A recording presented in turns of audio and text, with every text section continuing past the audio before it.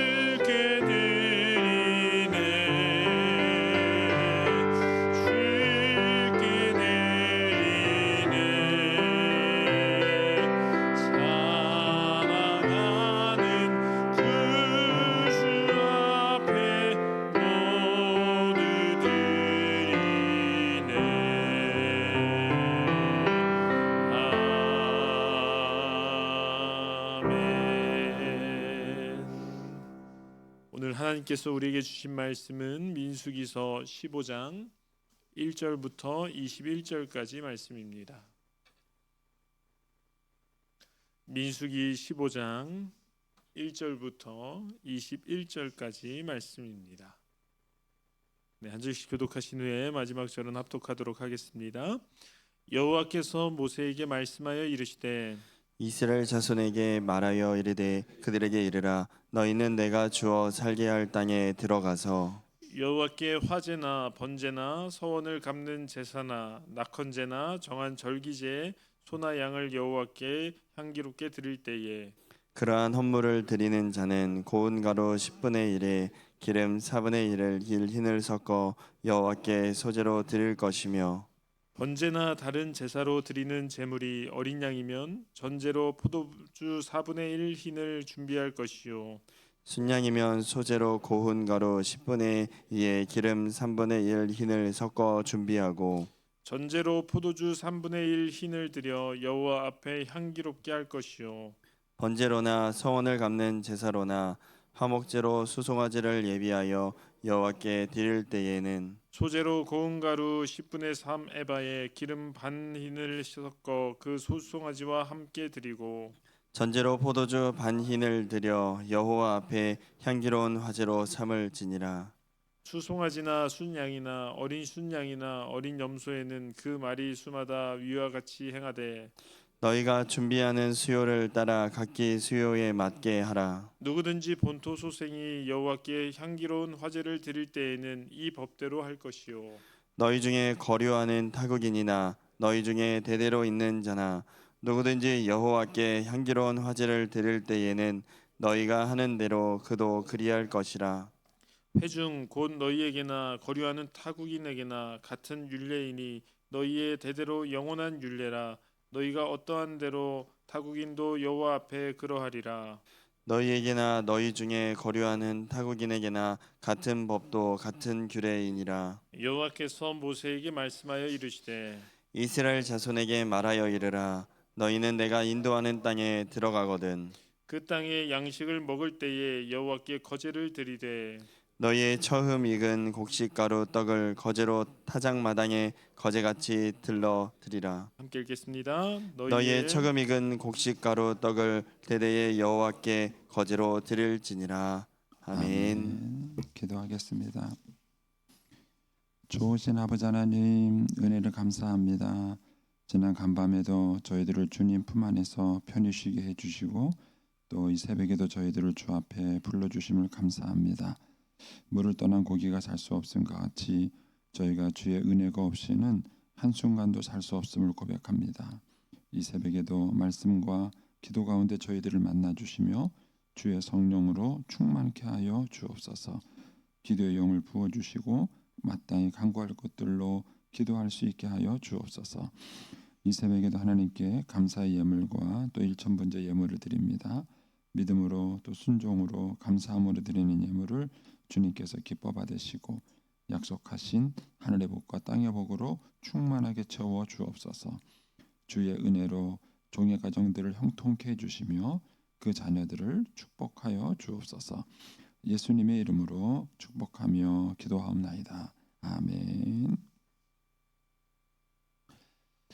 이 새벽에도 주의 은혜와 축복이 함께 하시기를 축원합니다. 이제 오늘 말씀에는 이제 제사법에 대한 얘기가 나와 있습니다. 그래서 이제 1절부터 16절까지의 제사법에 대한 얘기가 나와 있고요. 또 이제 17절에 여호와께서 모세에게 하면서 17절에서 21절에서 제사법이 나와 있습니다. 16절까지의 제사법에는 이제 소제를 드리는 것에 대한 얘기가 나와 있다면 그 17절 이하의 21절까지의 제사법에는 이제 가나안 땅에 들어가서 처음 익은 곡식을 하나님께 드리는 얘기가 이제 나와 있는 이 제사법 얘기입니다. 근데 이제 이 제사법에 대해서 우리가 조금 더 깊이 우리가 좀 생각해 볼 부분이 있습니다. 거기에 이제 1절, 2절 말씀을 한번 보세요. 거기 보면은 여호와께서 모세에게 말씀하여 이르시되 이스라엘 자손에게 말하여 그들에게 이르라. 너희는 내가 주어 살게 할 땅에 들어가서, 이런 말이 나와요. 근데 지금 이제 분위기상 이 말은 모순이 있습니다. 왜냐하면은 바로 이 앞에 가데스 바네아 사건이 있었고 하나님께서는 너희들이 가나안 땅에 들어가지 못할 거라고 심판을 내리셨어요. 40년 동안 여기서 방황하게 될 것이고 너희는 죽을 것이다 라고 얘기를 했습니다. 그러면은 내가 들어가서 살게 할 땅, 이건 말이 안 맞는 얘기예요. 여기서 죽을 거라고 얘기를 했는데 너희가 가나안 땅에 들어가지 못하고 죽을 거라고 얘기를 했는데 갑자기 그 땅에 들어가서 할 일을 얘기한다.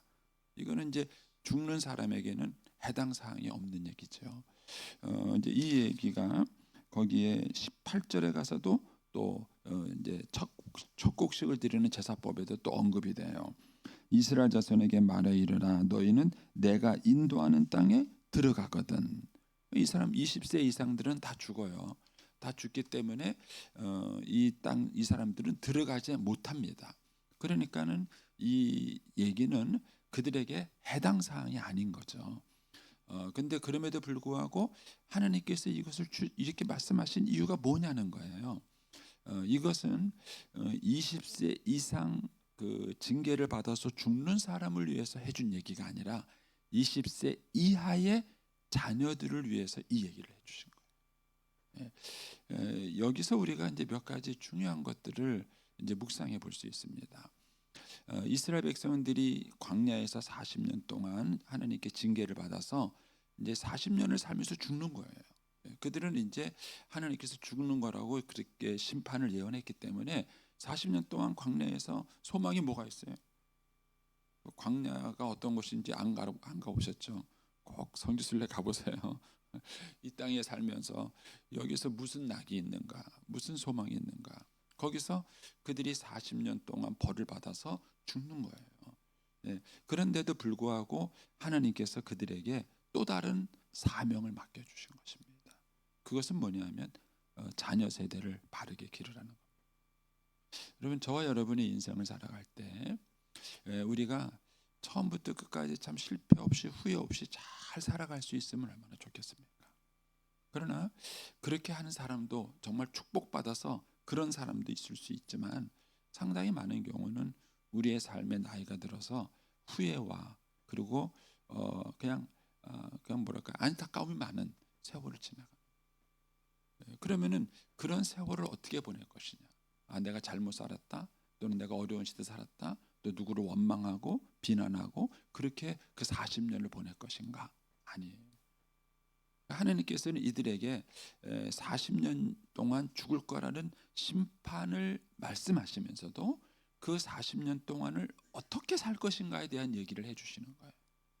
그런데 그 40년의 또 다른 의미는 뭐냐면 너희들은 실패했고 너희들은 넘어져서 가나안 땅에 들어갈 수 없지만 그러나 이 20세 이하의 너희의 자녀들은 너희가 준비시켜라. 그들은 가나안 땅에 들어갈 사람들이에요. 그들을 준비시키는 기간이에요. 그래서 우리가 부모님들이 인생을 살아갈 때 내 인생의 의미만을 물어보시는 것은 굉장히 이기적이고 잘못된 인생을 살아가시는 거예요. 내 인생, 내 삶에만 무슨 의미가 있는가 하는 것입니다. 그게 아니라 내 인생이 내 자녀들에게도 무슨 의미가 있는가를 물어보셔요. 뭐 이제 제 얘기를 또 할게요. 저는 이제 제 얘기를 하는 이유는 편해서 하는 거고요. 남 얘기하기 싫어서 하는 거예요. 여러분 오해하지 마세요. 이제 제가 이제 나이가 들어가면서 점점 조심스러운 게 있습니다. 그거는 하나님께서 여기까지 오는 동안에 저에게 주신 은혜가 많고 또 목사라는 이 직책이 사실은 공적 직책이에요. 제가 잘못되면 저만 욕먹는 게 아니라 그냥 목사가 욕먹고요, 부여중앙교회가 욕먹고요, 많은 교인들한테 욕먹고요. 그리고 제가 잘못됐을 때에 저만 잘못되는 것이 아니라 우리 아이들에게 상처를 주고 또 저를 믿고 따랐던 또 저에게 은혜 받았던 많은 교인들한테 상처를 주게 되는 거예요. 그래서 조심스러운 거예요. 조심스러운 거예요. 그래서 요즘은 하나님께 드리는 기도 제목 가운데 하나가 뭐냐 하면 하나님 이제 제가 천국 갈 때까지 실수하지 않게 해주세요. 내가 천국 갈 때까지 제 일을 잘 감당해서 실수 않게 해주고 만약에 하나님 저 실수할 것 같으면 차라리 빨리 데려가세요. 이게 이제 제가 요새 기도하는 제목 중에 하나인 거예요. 그러니까는 부모라는 직책은 어떤 면에서는 공적 직책이에요. 공인입니다. 개인의 삶이 아니에요. 근데 부모가 어떻게 삶을 살아가느냐에 따라서 그것이 자녀들에게 유산이 될 수도 있고 저주가 될 수도 있어요. 축복이 될 수도 있고 상처가 될 수도 있습니다. 그러니까 하나님께서는 20세 이상의 어른들에게 얘기한 거예요. 너희들은 이미 실패했다. 너희들은 가나안 땅에 들어갈 수 없다. 그리고 이 광야에서 40년 동안 너희들은 방황하다가 죽을 것이다. 그러면은 그 40년을 어떻게 살 것이냐는 거예요. 원망하고 불평하고 비난하고 탄식하고 그리고 그 40년을 보낼 것이냐? 그게 아니라는 거예요. 너희들의 그 실패를 거울 삼아서 너희들의 그런 부족함을 거울 삼아서 너희 자녀 세대들에게는 그런 일이 일어나지 않게 하라고 얘기해 주시는 거예요. 그래서 부모님들이 그 생각을 꼭 가지셔야 됩니다. 여러분의 인생은 여러분 개인의 삶이 아닌 것이다. 그리고 여러분의 삶은 공적인 삶을 살고 있다는 사실을 여러분들이 잘 기억을 하셔야 됩니다. 그 다음에 이제 이 말씀 속에 담겨져 있는 또 다른 의미가 있습니다. 그것은 뭐냐 하면은요, 조기 교육의 중요성입니다. 조기 교육. 우리는 조기 교육을 이제 지식 교육만 생각하는 거예요. 그래가지고요, 제가 예전에 이제 태아 교육을 배웠는데 얼마나 웃기는 이제 얘기를 들었느냐면은요, 자기 아이를 어렸을 때부터 천재를 만들기 위해서요, 뱃속에 있는 아이한테 이렇게 그 뭐죠 이거 헤드폰 딱 대고요, 뱃속에서부터 영어 교육을 시킨대. 미쳤다 그랬어요. 미쳤다. 태아한테요. 태아가 인지 기능이 있을까요? 뱃속에 있는 태아한테 그거를 들려주면 애가 영어를 잘할까요? 제가 지금도 생각나는 게 있어요. 저희가 이제 학교 다닐 때 막 타임지 들고 다니면서 막 영어 공부하니까는요, 그 이성훈 교수님이라고 신약학 교수님이 계신데 깔깔깔 웃으면서 한 번은 수업에 들어와서 그러는 거예요. 야 임마, 니네들이 그렇게 열심히 영어 공부했어도 그거 너희들이 지금 열심히 공부하고 있는 그 타임지 미국 거지가 화장실 들어가서 잠깐 읽고 나오는 책이야 그러더라고요. 저희한테 이제 그 헬라어를 가르쳤던 교수님인데, 너희들은 늦었어, 저한테 그래요. 그래서 지금부터 죽었다 공부해도 영어 절대 잘 못해. 가봐다 너희들 콩글리시지 영어 절대 잘 못해. 차라리 헬라어로 배워라 그러시더라고요. 저희들한테. 미국 애들도 헬라어 모르고 너희들도 헬라어 모르니까 열심히 헬라어 공부하면은 가서 너희들이 미국 애들 앞질 수 있다 그런 얘기 하시더라고요. 물론 이제 언어 교육이라는 것이 이제 중요하고 그런 것들이 중요하죠. 또 어떤 분은요, 그 수학 책을요, 뱃속에 있는 아이 있을 때부터 그 뭐죠, 그 더하기부터 계속 공부를 했대요. 자기의 뱃속에 있는 아이 수학 천재 만든다고. 도대체 뭐 하시는 건지 모르겠어요. 근데 어쨌든 우리가 뭘 느끼냐면은 아이들의 공부도 조기 교육이 중요하다는 생각을 하는 거예요. 사실 너무 일찍 시켜서 문제지, 우리 아이들이 이렇게 조기 교육하는 것이 중요하다 그래요. 제가 말하고 싶은 것은 신앙에도 조기 교육이 있다, 이 얘기를 하고 싶은 거예요. 신앙에 특히 신앙의 조기 교육이 중요한 게 뭐냐면요, 죄송합니다, 상처받지 마세요. 뭐 저도 다 포함되는 얘기니까. 나이 드신 분들은요 잘 안 변해요. 안 변해요. 자기 인생 자랑, 자기 고집, 자기 주관이 있어가지고요, 제가 제자 훈련 열심히 해봤거든요. 열심히 해보고 막 성역 구절도 막 탁탁탁 볶아가지고 막 암송도 시키고요. 그 다음에 막 책도 막 탁탁탁 볶아서 막 책도 읽히고요. 다 해봤어요. 다 해봤는데 잘 안 변해. 잘 안 변해. 그런데 아이들은 안 그렇습니다. 아이들은요, 잘 가르쳐 주면은 어렸을 때부터 정석으로 배워. 그리고 달라집니다. 하나님께서 지금 이 얘기는 굉장히 복선적인 의미가 있어요. 출애굽 1세대, 이미 출애굽의 문화에 아주 어렸을 때부터 그 노예 생활이 뼈에 근성이 붙었던 그 사람들. 그래서 노예 삶을 살고 불평하고 원망하고 탄식하는 게 아주 그냥 뼈에 익은 사람들. 이 사람들 데리고 가나안 땅에 가려고 했는데 결국 이들은 끝까지 거부합니다. 끝까지 거부. 그래서 하나님이 20세 이상을 잘라서 너희들은 미안하지만 희망이 없다, 이 말씀하시죠.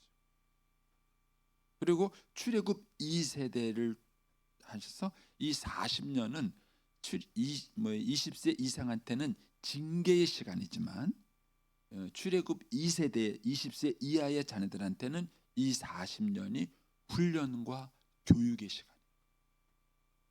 그리고 이 사람들이 가나안 그 1세대가 되는 것이죠. 가나안 1세대가 돼서 이 사람들이 여호수아 세대예요. 이 사람들이 가나안 땅을 성공적으로 정복합니다. 정복. 여러분, 이런 면에서 신앙의 조기 교육이 중요합니다. 그런데 어른들한테는요, 특히 목사한테는요, 장년 성도 숫자가 중요해. 왜냐하면 애들 숫자는 돈이 안 돼. 세상 말로 말하면은 돈이 안 돼요. 예. 어른들이 많아야 세상 말로 말하면 돈이 되는 거예요. 그래서 오랫동안 담임 목사가 교육 부서를 관할하지 않았습니다.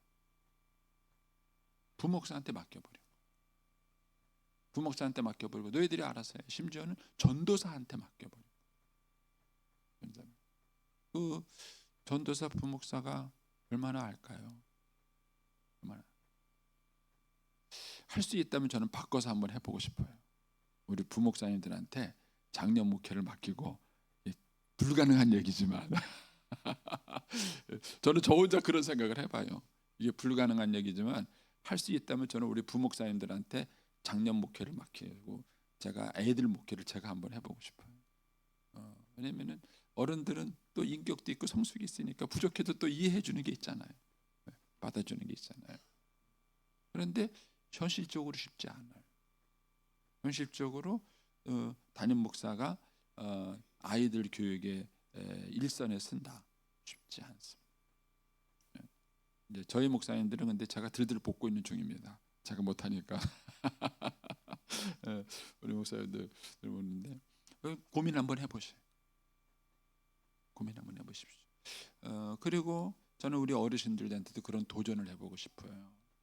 나이가 들어서 자꾸 이선으로 물러나는 게 지혜로운가? 할 수 있으면요, 여러분들이 아이들을 만나서 교육시키고 가르칠 수 있는 일에 여러분의 인생을 걸어보십시오. 삶의 그런 오랜된 그런 삶의 원숙함, 인생을 살아오면서 쌓였던 그 수많은 경륜들 다 어디다 써먹으실 거예요. 근데 그걸 가지고 어린 아이들을 잘 가르치고 지도할 수 있다면 그 아이가 얼마나 풍성한 그런 혜택을 누릴 수 있겠는가 하는 것입니다. 그래서 이 말씀 속에는 그런 배경이 깔려 있는 거예요. 20세 이상의 사람들에게는 이 40년이 징계의 시간이지만 20세 이하의 사람들에게는 교육과 훈련의 시간이요, 가나안 땅을 들어가는 준비 시간. 그래서 이 얘기가 나오는 거예요. 내가 주어 살게 할 땅에 들어가서 이 얘기를 여기서 하시게 되는 겁니다.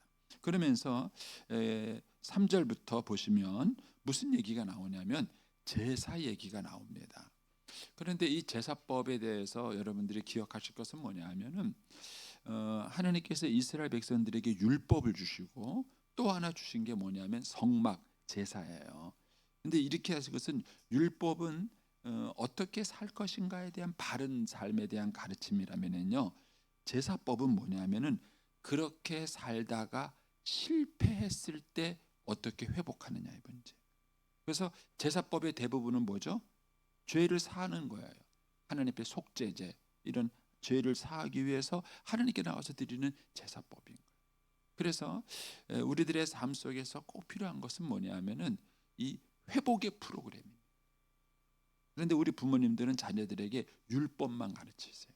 이렇게 살아야 된다, 이렇게 해야 된다, 이런 것만 가르치는 거예요. 그러니까 아이들이 율법대로 못 살잖아요. 우리도 그렇게 못 살잖아요. 그러니까는 이것 때문에 아이들이 수많은 죄책감, 실패감, 좌절감, 이것만이 갖고 있는 거예요. 그래서 우리의 자녀들에게 꼭 가르쳐야 될 것이 율법만 가르칠 것이 아니라 너희가 이 자리를 가다가 실패했을 때 어떻게 회복할 것인가. 이게 제사법이에요.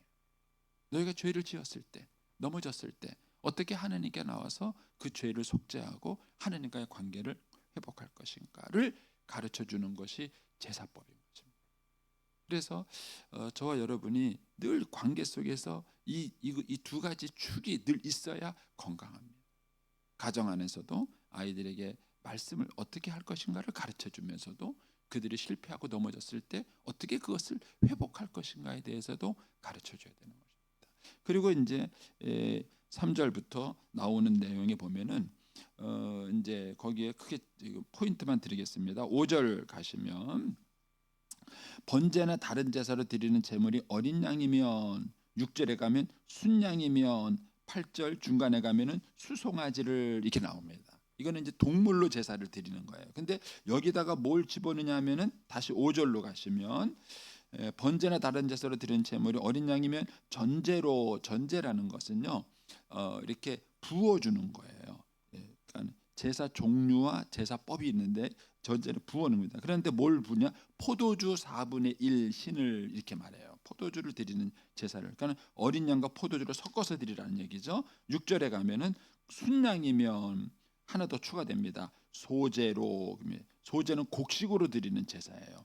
소제로. 그리고 7절에 가면 전제로. 이거는 또 포도주로 드리는 거죠. 그래서 순양에다가 플러스 소제와 전제. 요게 플러스가 되는 것입니다.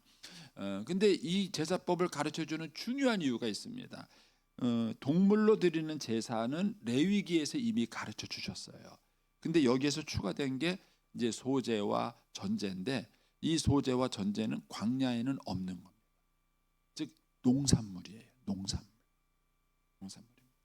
그러니까는 가나안 땅에 들어가서 농사를 지었을 때 얻어지는 곡식, 가나안 땅에 들어가서 포도주 농사를 포도주랜다. 포도 농사를 짓고 얻어지는 포도주, 이거를 포함시키라는 거예요. 그리고 이것을 여기서 새롭게 가르치는 것입니다. 그래서 가나안 땅에 들어가서 어떻게 이것을 다시 하느님과의 관계를 가질 것인가, 이것을 가르쳐 주는 것입니다. 그리고 나면서 이제 17절 이하에 가면 너희가 그 땅에 인도하여 들어가거든 하고 18절에 말씀하시죠. 그리고 19절에 가면은 그 땅 곡식을 먹게 될 때에 농사져서 첫 번째 곡식을 얻는 것이죠. 그럴 때 20절에 처음 익은 곡식 가루를 하느님께 드려라, 이렇게 말합니다. 그래서 출애굽 2세대에게 그들이 가나안 땅에 들어가서 아직은 안 들어간 거예요. 40년 후에 되어질 일이에요. 40년 후에 되어질 일인데 40년 후에 교육시키는 게 아니라 40년 전에 교육을 시키고 있는 거예요. 40년 전에 40년 후에 할 일을 교육시키고 있는 거예요. 이 신앙의 조기 교육이 필요한 것입니다. 제가 이제 그 결혼 전에 아이들 교육시키면서 깨달은 게 그거예요. 제가 목회하면서 깨달은 거예요. 교인들이 결혼 생활에 갈등을 겪고 난 다음에 문제를 해결해 주려면 너무 힘들어요. 제가 학교에서 배운 것은 상담학이에요. 상담학을 배워서 교인들에게 어려운 문제를 상담해 주는 거예요. 근데 이 상담은 사건이 터지고 난 다음에 과거의 일을 가르치는 게 상담이에요. 근데 지금은 코칭으로 바뀌고 있어요. 코칭이라는 것은 뭐냐면은 사건이 생기기 전에 가르치는 거고 미래의 문제를 가르치는 거예요. 예방교육이라고도 하죠. 그래서 목회를 해보니까 문제가 생기고 난 다음에 상담을 해주고 그걸 도와주고 해결하려니까 너무 시간과 에너지가 많이 쏘이는. 그런데 결혼하기 전에 결혼 예비교육을 시키고 아이를 낳기 전에 아이를 낳아서 어떻게 기를 것인가를 가르쳐주고 돈을 벌기 전에 돈을 어떻게 관리하고 길 것인가 가르쳐주고 이것을 미리 아이들에게 훈련시켜주면 인생의 수많은 낭비를 막을 수 있습니다. 이것이 신앙의 조기 교육이에요. 그래서 우리 어르신들이 생각을 해보셔야 돼요. 우리 옛날에 과거에 배우셨던 주일학교 다니면서 배웠던 신앙 교육, 그것만 가지고 현대를 살아갈 수 있는가? 그렇지 않습니다. 이제는 고민도 하셔야 됩니다. 그래서 이 아이들이 살아갈 때, 여러분 우리 아이들이, 젊은 아이들이, 지금 20대 아이들이 경제 문제에 넘어지고 있는 게 뭔지 아세요? 주식 투자예요. 코인 투자예요. 아세요, 여러분? 요즘 아이들이요, 직장 생활만 갖고는요 집을 못 사요. 결혼 못 합니다. 그러니까는요 그거를 어떻게든지 굴려보려고 하다가 주식 투자하고 코인 투자하다가요 홀라당 날라가지고요 20대 빚쟁이, 빚더미에 앉은 아이들이 많아요. 여러분 그런 아이들을 안 가르치실 겁니까? 주일학교 교육만 갖고 됩니까? 이런 것들을 여러분 고민하셔야 됩니다. 그래서 오늘 본문의 말씀은 우리에게 이제 그런 문제들을 우리에게 던져주고 있는 것입니다. 이미 40년 징벌을 선포한 그들에게 40년 후에 들어갈 가나안 땅에서 할 일을 지금 얘기하고 있는, 이걸 얘기하면서 그들에게 가르쳐라고 얘기를 하고 있는 것입니다. 이 말씀의 의도를 잘 아시고 저와 여러분이 이 시대에 정말 지혜롭게 우리의 자녀들을 잘 끌어갈 수 있는 그런 부모가 될 수 있게 되기를 축복합니다. 기도하겠습니다. 오늘은